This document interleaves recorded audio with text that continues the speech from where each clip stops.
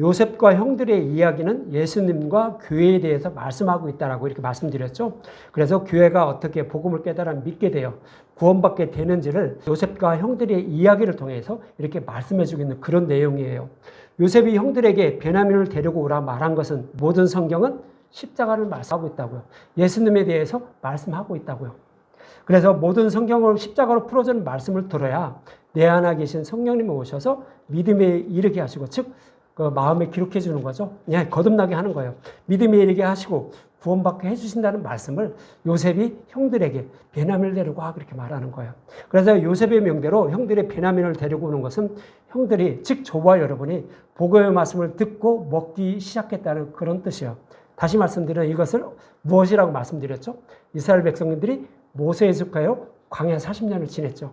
근데 그들은 믿음이 이르지 못했어요. 근데 하나님이 어떻게 해요? 모세야, 너는 느보산에 죽을 거야. 대신 여호수아에게 이 백성을 인도해라고 말씀드렸죠. 그래서 여호수아가 백성을 인도함을 받죠. 그리고 나서 어떻게 해요? 이들은 가나안 땅의 소산물을 먹게 돼요. 할례를 행하지 않았는데 할례를 행했다고 하면서 가나안 땅의 소산물을 먹게 돼요.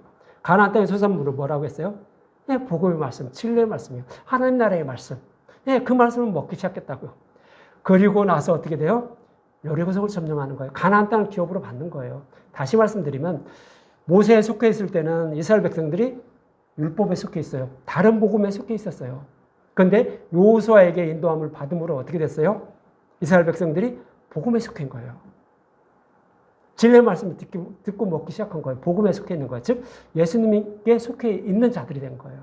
그래서 복음의 말씀을 깨달아 믿게 돼서 가나안 땅, 즉 하나님 나라를 상징하는 가나안 땅을 기업으로 받게 되는 거예요. 저와 여러분들은 어떻게 구원을 받게 되는지 그것을 통해서 말씀하고 있는데, 이 요셉의 형들이 베냐민을 데리고 왔다라는 것은 가나안 땅의 아름다운 소산물을 야곱이 어떻게 해요? 요셉에게 데려가러 갈 때, 그럼 가나안 땅의 아름다운 소산물을 그릇에 담아가지고 가 그러죠. 가나안 땅의 아름다운 소산물은 뭐예요? 네, 하나님 나라의 말씀이에요. 진리의 말씀, 복음의 말씀이에요. 그것을 그릇에 담는 건 뭐예요? 저와 여러분들 마음속에 담는 거예요. 그래서 복음을 따르는 자들이 되었다는 거예요. 복음에 속해 있는 자들이 되었다는 거예요. 그러니까 어떻게 해요? 베냐민과 그 말씀을 가지고 요셉에게로 가는 거예요. 요셉에게로 가니까 요셉이 어떻게 해요? 형들에게 발 씻을 물을 줘요. 발 씻을 물을 준다는 것은 뭐예요? 나그네가 오면 그 집에서 평안히 쉴 수 있도록 발 씻을 물을 먼저 주죠.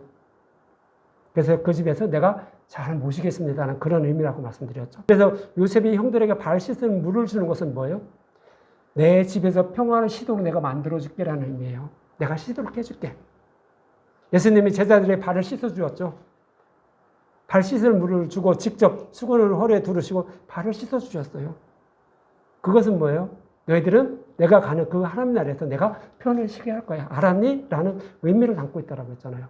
네, 그거 마찬가지예요. 그래서 이제 그것을 어떻게 요셉이 있는 그 나라, 즉 하나님 나라에서 어떻게 편을 쉬게 할 수 있는지 그것을 말씀하고 있는 것이 베냐민에게는 뭐를 줘요? 요셉의 음식을 5배나 주었어요.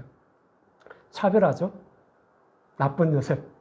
그래서 그게 아니라 형들보다 5배를 줬다는 것은 형들은 다 교회를 상징해요. 저와 여러분들을 상징해요.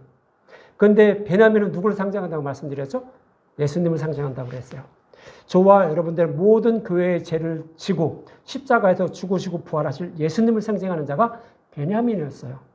그러니까 그에게는 5배나 줬어요. 형들의 모든 죄를 베냐민이 짊어졌다는 얘기예요. 그것은 모형이라고 말씀드렸죠.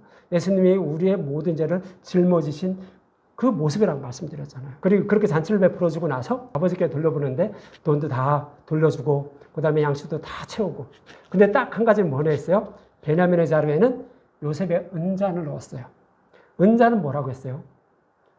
우리의 모든 죄를 지고 예수님 십자가 대속 제물로 죽으신 모습이라고 말씀드렸잖아요. 십자가 대속의 잔이 은잔이에요. 그래서 베냐민은 누구다? 예수님이 우리의 모든 죄를 지고 십자가 대속의 잔을 마시는 그 예수님의 모습이라고 했잖아요. 예, 그래서 그러한 그 베냐민의 모습은 보라, 세상 죄를 지고 가는 하나님의 어린 양의 모습이라고 했잖아요. 그 모습이에요. 그 형들을 이렇게 고향으로 돌려보내는데 아버지 집으로 돌려보냈다가 베냐민의 자리에 넣고 뒤쫓아가죠. 뒤쫓아가서 잡아오라고 내 자리를 훔쳐갔다고요.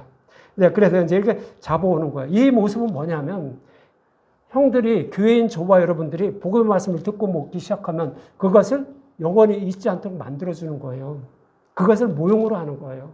그래서 형들은, 저와 여러분들이 요셉의 형들이고 베냐민의 자리에 그 은자리 딱 발견되었다고 한번 생각을 해보세요. 아, 죽었구나. 우리는 이제 그 요셉의 은자를 훔쳐왔으니까 우리는 죽을 몸이었구나 라고 하는 그런 각이 딱 머리에 박혀버려요. 영원히 잊지 못해요.